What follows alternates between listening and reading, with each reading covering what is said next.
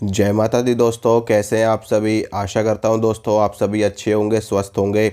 माँ जगदम्बा आप सभी का कल्याण करे, आप सभी का मंगल करे। आज मैं आपको बताऊंगा कि ओम नमः शिवाय ओम इस मंत्र को जपने से क्या होता है, क्या इस मंत्र को जपना सही है। अगर आप इस मंत्र का जप करते हैं तो आपके साथ में क्या क्या घटनाएं घटित होती हैं, इसके ऊपर आज मैं आपको जानकारी दूंगा और इसके ऊपर हम चर्चा करेंगे।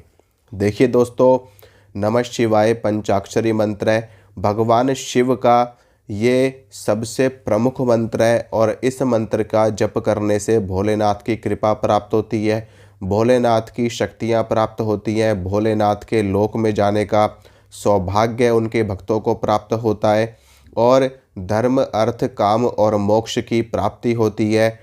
अंत में मृत्यु के पश्चात वह साधक, वह भक्त भगवान शिव के लोक में वास करता है और शिव का सामीप्य प्राप्त करता है।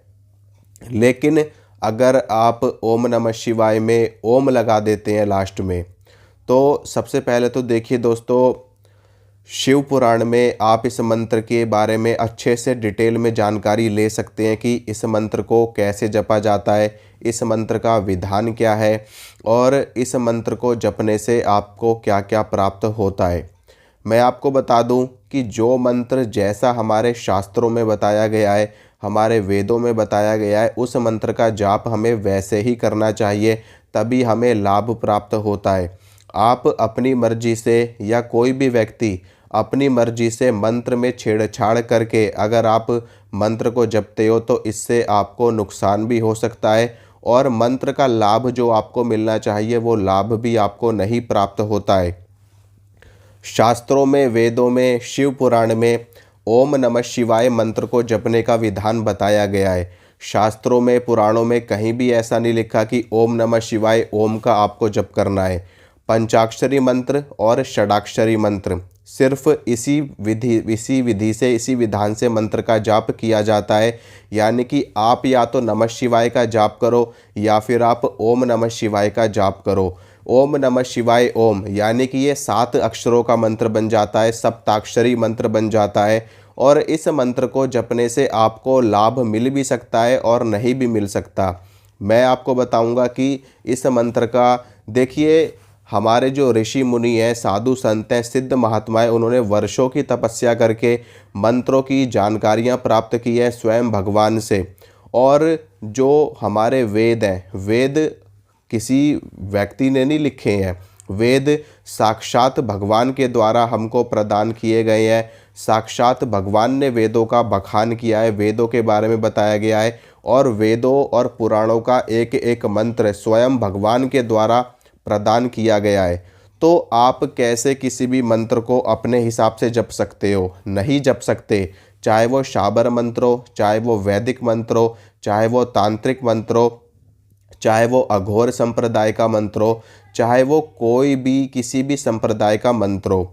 अब मान लीजिए भगवान विष्णु का एक मंत्र है ओम नमो भगवते वासुदेवाय, ये द्वादशाक्षर मंत्र है। अब आप इसमें अपनी मर्जी से ओम 2 बार ओम लगा दो, 3 बार ओम लगा दो, 10 बार ओम लगा दो, तो ऐसा नहीं होता है।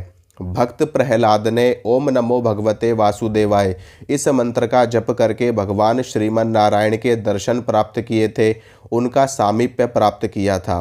तो इस मंत्र को इसी तरह ही जपा जाता है। आप अपनी मर्जी से ओम नमो भगवते वासुदेवाय ओम इस तरह जप नहीं जप सकते। अब आप ये समझ लो कि ऐसा कुछ भी नहीं है कि ओम नमः शिवाय के लास्ट में ओम लगा देने से मंत्र लॉक हो जाता है, तो भूत प्रेत हमारी ऊर्जा नहीं खा सकते। ये सब मन गढ़ंत बातें हैं। मैं आपको बता रहा हूँ कि पंचाक्षरी मंत्र और षडाक्षरी मंत्र को जपने का विधान है। गुरु शिष्य परंपरा में भी ये मंत्र इसी प्रकार से दिया जाता है। या तो आपको गुरु शिष्य परंपरा में नमः शिवाय दिया जाएगा या फिर ओम नमः शिवाय दिया जाएगा। ठीक है, अब आप इसमें लास्ट में ओम लगा दो या कोई भी आपको बोले कि ओम नमः शिवाय ओम का जाप करो, तो ये अनुचित है, ये उचित नहीं है। आप खुद ब खुद समझदार हो कि हमारे साधु संतों ने हमको जो मंत्र प्रदान किए हैं साधना करने के लिए, सिद्धि प्राप्त करने के लिए, पहले उन्होंने उस मंत्र को जागृत किया है, उस मंत्र को सिद्ध किया है, उससे भगवान के दर्शन प्राप्त किए हैं और फिर गुरु शिष्य परंपरा के अनुसार मंत्र आगे की परंपरा में दिया जाता है। तो ये चीज़ गलत है। ओम नमः शिवाय का जाप करो या फिर नमः शिवाय का जाप करो। ये ओम नमः शिवाय ओम अगर आप जपते हो तो इससे आपको नुकसान भी हो सकता है और इससे आपको कोई लाभ भी नहीं मिलेगा। समझ रहे हो? अपने हिसाब से मंत्र का जप करने से लाभ प्राप्त नहीं होता। सबसे अच्छा ये है कि आप शैव संप्रदाय में जाइए। अगर आप भगवान शिव के भक्त हैं, भगवान शिव के उपासक हैं, या फिर आप शैव संप्रदाय में जा कर के गुरु शिष्य परंपरा के अनुसार मंत्र की दीक्षा प्राप्त करिए और मंत्र का विधि विधान सीखिए। उसके बाद में आप मंत्र का जाप करिए। अगर आप नहीं जाते हो, आप खुद से जपते हो, तो आप पंचाक्षरी मंत्र का जाप करिए या फिर षडाक्षरी ओम नमः शिवाय। सिर्फ इतना ही मंत्र को जपने का विधान बताया गया है।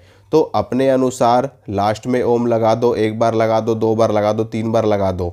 वैसे भी अगर आप मंत्र के आगे या मंत्र के बाद में ओम लगाते हो तो ये संपुटित मंत्र होता है। ऐसा नहीं है कि मंत्र लॉक हो जाएगा, आगे ओम लगा दिया पीछे ओम लगा दिया तो मंत्र लॉक हो गया, तो भूत प्रेत नहीं आएंगे, ये नहीं होगा, वो नहीं होगा, ये सब कुछ नहीं है। इसे संपुटित मंत्र कहा जाता है। अब जैसे कि जो दुर्गा सप्तशती के मंत्र हैं, उन मंत्रों का संपुटित करके उनका जप किया जाता है। ओम सर्व मंगल मांगल्ये शिवे सर्वार्थ साधिके शरण्ये त्र्यंबके गौरी नारायणी नमोस्तुते। इस मंत्र के साथ में इसको आगे लगाओ, इसके पीछे लगाओ और फिर दुर्गा सप्तशती के अध्यायों का पाठ करो, तो इससे आपको एक अलग ही ऊर्जा प्राप्त होती है, एक अलग ही शक्ति प्राप्त होती है। मंत्र एक अलग तरीके से कार्य करता है, तो इसको संपुटित बोला जाता है। ऐसा नहीं है कि इससे मंत्र लॉक हो जाता है, ये सब कुछ नहीं है। तो जो मंत्र जैसा आपको आपके गुरुजी दे रहे हैं, आपके संप्रदाय में, आपकी परंपरा में जैसे मंत्र जो दिया जा रहा है उसको वैसे ही जपना चाहिए, तभी आपका कल्याण होगा।